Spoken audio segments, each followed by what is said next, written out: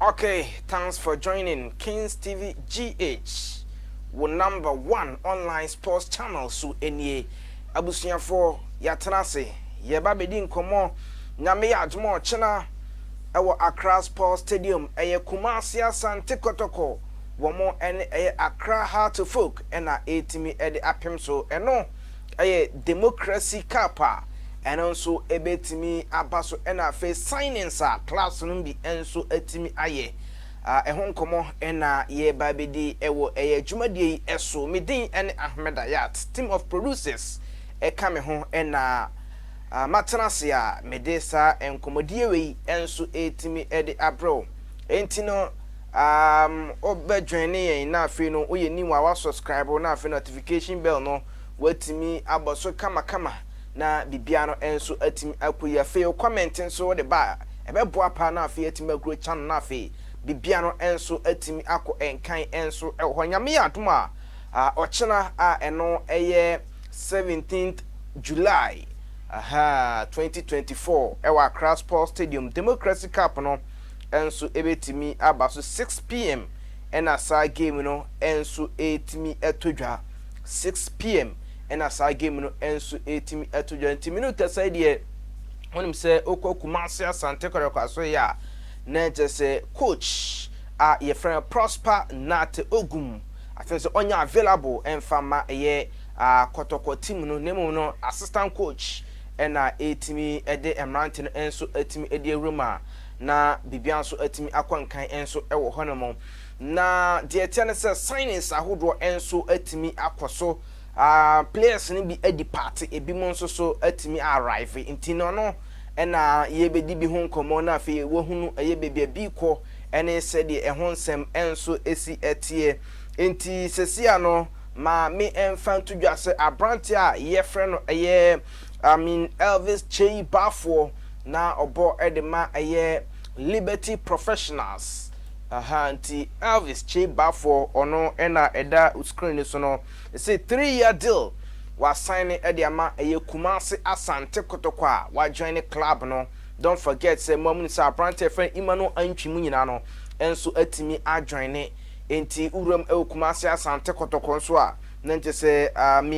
highlighter ifri honum eba yete ema na afi hu se de nema enso esi etie bi pa no ebi nso ekọ mo beka ya brante fen Kalu Watara no striker edema Kumasi Asante Kotoko Kalu Watara minu kasei abrante no enso atim ajone club a ye friend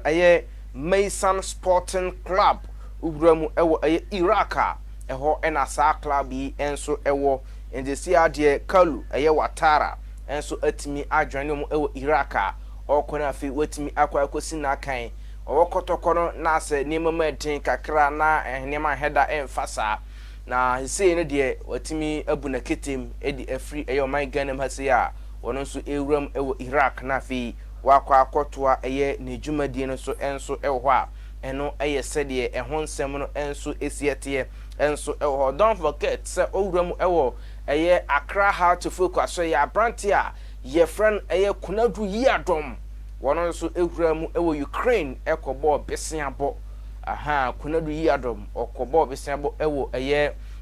nje se Ukraine sabrede wasan aba na 2024-25 season no abranti no enso ebetimi available ama Accra Heart to Folk bobo no na mama infantry so Kevin Osayasibe edi nkomo na Kevin Osayasibe nkomo a odin na se say no yade a players no ebi ba the squad no inclusions ba enti no wono no de o mani mbon hukra obetimi ahye ne sapum nso adwumaden se de be ya obetimi anya starting lineup no awuradan da na fi wetimi asi akan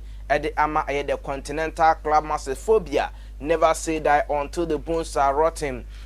Inclusion hearts ayene bini dini bini asamwa boatena free ono striker wono atimi a join it na brante be join it no within komo na ne komo no ka say ohwe Ghana has a club or what facility also professional football club will be Accra Heart to Folk aha nti abrante no the first bomb wa watimi ababe to ato no na the Michael ewua mensa enso so atimi adwene Accra to folk nyina no atimi training edi ama club na okọ Accra to folk akakra no so yebetimi edi afru odi ama enso eno no eno achi no mame emfa ntoja se owuram ewo Summer Texas womo nso ebo ewo Africa ntino omugusu esiesi omo ho omo ekurokurom na afi no omo atimi strengthen team no na afi niema enso atimi akoyi Sky FC womo defensive midfielder ye frɛ no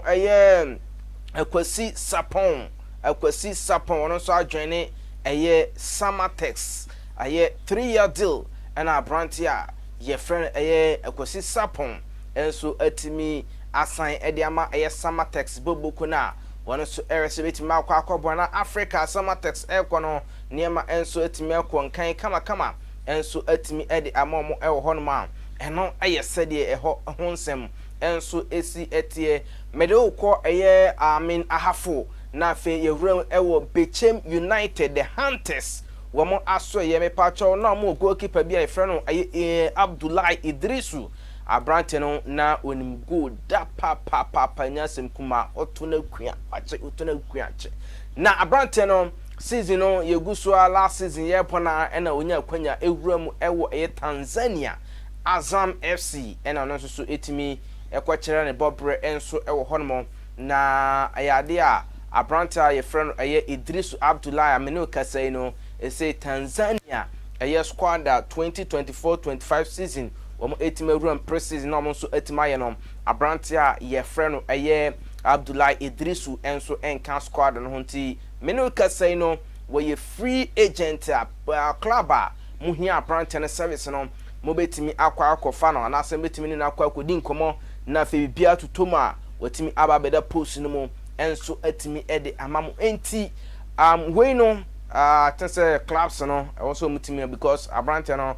ne performance before say obewuram ewo Tanzania ye hwe no na ne performance no ade a ewo soro na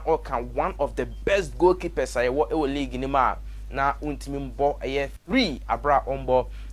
Abdullahi Idrisu edin enso entimi enfankati sabre de ayade free Tanzania asan ababi piemu ewo oman Ghana mu hasiya na just as free agent club na uhia na service a obetimi ene na adin komo na afi bibia tutuma watimi ababeda post no enso atimi ede amount no. These are some of the transfers yetimi ede amount na afi so hu said nema esi eko ewo Ghana Premier League no emu na me pacho. Don't forget say Kings TV GH nyame ya adomo chena democracy cup no hey ena ubenya bibia live coverage ubenya ewo hanafe bibia no enso atimi akonkan enso atimi edi amount obehye na unua bi enso atimi enya bi ahwe afei on subscribe ya no subscribe na afei notification bell no watimi aboso kama na afei bibia no enso atimi akonkan. You are #1 online sports channel Kings TV GH on Facebook Kings TV GH honso obetimi akwa ku follow yen na bibia no enso atimi akoye tebusa for mama ye emfancy a mrepam ye besen ahia na fe ye de more update enso atimi edi aba. Bye bye.